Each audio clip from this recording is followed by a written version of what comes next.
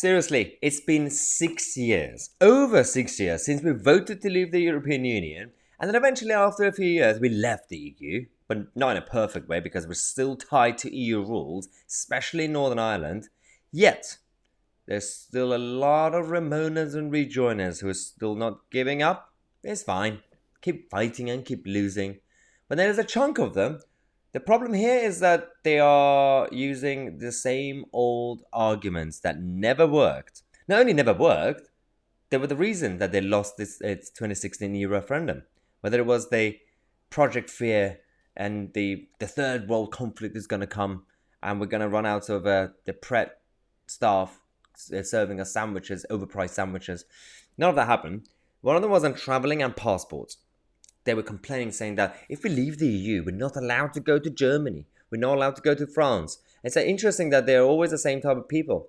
They want to go to Paris. They were going to go to Amsterdam or Berlin with their organic fake coconut milk and the trance and house music clubs. I don't know.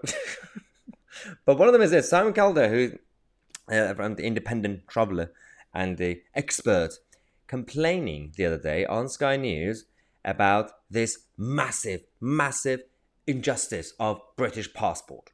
Now, since Brexit, everybody has to have their passport not just looked at, but properly stamped. That's something that we insisted on when we left the EU.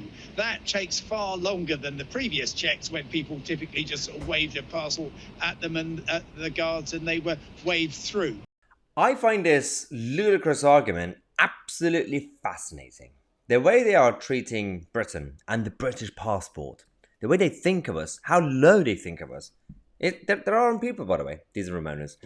They make us sound like, firstly, we live in a country with a passport that is so weak that we can't actually freely go to countries. No one has stopped you from going anywhere. You can still go to Paris. You can still go to Berlin. You can still go to Amsterdam. Interesting enough, you love the EU for those places. You don't want to go to, as I said before many times, Sicily. You don't want to work in Sicily. You don't want to work in Poland. You don't want to work in those places. You just want to go either do your internship at a fashion firm in Paris or, again, just go traveling in Amsterdam for obvious reasons. That's it. This is the interesting thing is, you would go and study in Milan and Rome, but you would not live in Athens. That it's not really a level playing field, but the British pass is still powerful. You're saying that Britain is now going through passport checks. And any problems, by the way, goes down to the incompetence of bureaucracy and the border force and the airport staff and everybody else, right? That's every country. Americans have it. Canadians have it. Mexicans have it. Everybody have it. Everybody outside the European Union go through passport checks. They queue. They get visas when they go places. Everybody does it. Get used to it. That's how normal life works. We've been spoiling our population and this new generation so much. They haven't experienced not just hardship, but they don't know what life used to be. But they think life was like so bad, like without having open borders and free travel.